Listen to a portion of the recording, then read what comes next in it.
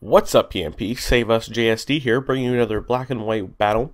This is a battle I had with one of my good friends, MagicMcLimey. And basically what I did was I went to a random Pokemon generator, and I random generated an entire team without any NFEs or Ubers. So I'm using a lot of Pokemon that are very odd, like the Beedrill you see right now, as well as this team has absolutely no synergy, so it's going to be a challenge for me.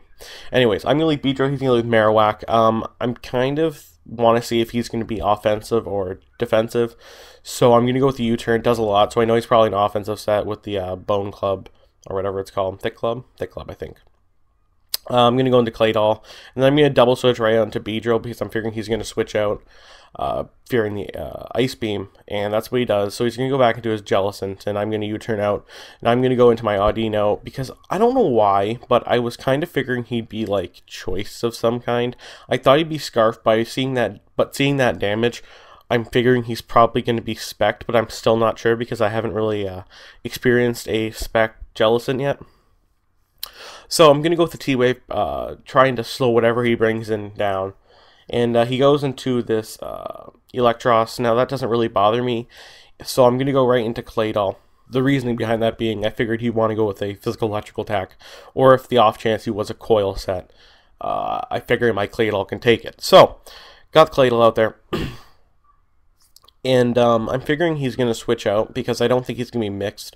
So I'm going to take the opportunity to go for an Earth Power, predicting a switch into a Shandera that he had, because I thought he'd want to go for a Shadow Ball, but unfortunately he doesn't go into that. He goes into a Vespiquen instead. And that's really not a big threat to my team, but I figure I'm going to predict around this thing, so I'm going to get that Toxic off as he subs down. So that's a pretty good play because I really don't have anything to hit this thing with. But before I switch out of my Claydol, I'm actually going to do a little Toxic stalling, and I'm going to set up my Light Screen. So I'm going to get the Light Screen up, so that basically makes his attack orders not very effective to basically anything on my team. And as you see, that only does less than half damage, so that's pretty good. So now I'm basically going to Toxic Stall some more, and I'm going to go for a Protect just to get a little bit more toxic damage on him. And he's going to go for another. He's going to go for Toxic, I'm guessing, picking a switch of his own. So now it's really good that I see as that Toxic, as you'll see in a second, because now I'm wary of it. And the reason I want to get Toxic on this Vespiquen is because they have like the heal order and the defend order and the attack order. So it could get really, really annoying, even though it's not that much of a threatening Pokemon. So going for attack order, I kind of predict that, going to Hitmontop. And then I know he's probably going to want to Toxic my Hitmontop, so I'm going to double switch directly onto switch directly onto Beedrill to be immune to it. And thankfully, he didn't get Stealth Rocks up this early, so that's pretty good. Beedrill's going to be unaffected, and I know in a couple turns, Toxic's going to end up taking him down. So I'm just going to play it safe, and I'm going to go for another U-turn. And I'm going to go, I believe, right into Hitmontop. I don't know what I was expecting, but I do believe he goes for a Toxic. And unfortunately for him, he's going to miss. Now, that, I don't want to say it cost him anything, but it probably hindered the battle a little bit on his side. As you'll see in a second, as he going down Toxic, he's going to bring in a Chandelure or Shandera or whatever they're called now. And I'm going to go for Sucker Punch, thinking he probably wouldn't want to run two subs on the same team, but unfortunately he does. So I thought he'd be Scarfed, probably because I figured the Jellicent was Spect, and unfortunately he's not. So I'm going to go with the Sucker Punch now, and fortunately he does go for the attack, and he goes for Fire Blast, and it's not going to absolutely kill me, which was kind of surprising in my opinion, but I'm going to get some Lefty's Recovery. And now I'm just going for another Sucker Punch, figuring he's probably going to sub, but I really can't do much as I can't really switch out. So now I'm going to go for a Sucker Punch. He goes into Shaman for some odd reason I wasn't really sure of, so I'm not going to really complain there, and I'm just going to switch out. Going into my Audino, basically to figure out what he was going to do, because I have the regeneration. So I'm going to take that Seed Flare fairly decently for a Life Orb Shaman. And now I believe I'm going to, I think he's over-predicting here for me to go into Beedrill. So he's going to go with the Hidden Power. I thought it was Fire at the time, so I'm kind of wary of that. I'm going to go for a Wish, and now I'm expecting him to go for a Seed Flare.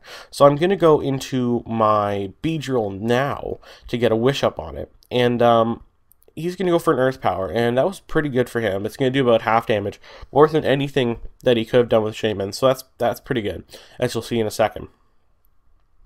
So I believe I'm going to go with a U-turn or an X-Scissor here. Okay, I'm going to go with an X-Scissor as he brings in his Electros.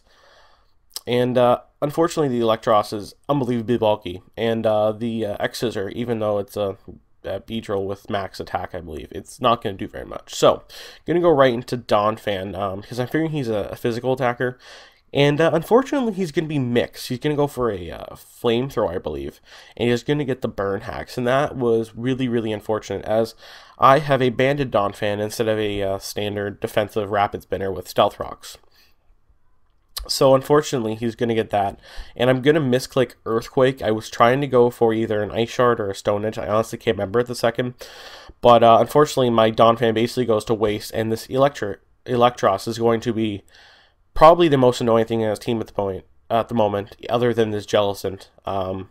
Because I really don't know what that is. But I know what everything else is. So I'm comfortable I can live a Seed Flare now with Claydol, because I have the Light Screen up. And luckily I do. He's getting a special defense drop, really doesn't matter that much.